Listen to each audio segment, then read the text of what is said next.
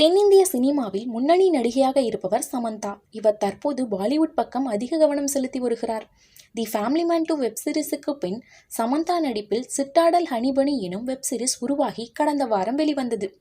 ஹாலிவுட்டில் பிரியங்கா சோப்ரா நடித்து வெளிவந்த Citadel வெப்சீரிஸின் spin off தான் இது. ராஜ் மற்றும் TK இணைந்து இயக்கிய இந்த வெப்சீரிஸில் ரசிகர்கள் மத்தியில் நல்ல வரவேற்பை பெற்றுள்ளது. இந்திய சினிமாவில் தற்போது தனி இடத்தை பிடித்துள்ள சமந்தா பாலிவுட்டில் மிகப்பெரிய படத்தில் நடிக்கும் வாய்ப்பு கிடைத்தும் அதனை மிஸ் செய்துள்ளார். கடந்த 2023ஆம் ஆண்டு வெளிவந்த அப்படம் உலக அளவில் ரூபாய் 1100 கோடிக்கும் மேல் வசூல் செய்து சாதனை படைத்தது. அது வெறும் யாருடைய படமும் இல்லை, ஷாருக் கானின் ஜவான் படம்தான். இயக்குனர் அட்லி இயக்கத்தில் உருவான இப்படத்தில் கதாநாயகியாக நடிக்க முதலில் சமந்தாவை தான் கேட்டுள்ளார்களாம். ஆனால் சில தனிப்பட்ட காரணங்களால் இப்படத்தை சமந்தா நிராகரித்து விட்டதாக சொல்லப்படுகிறது.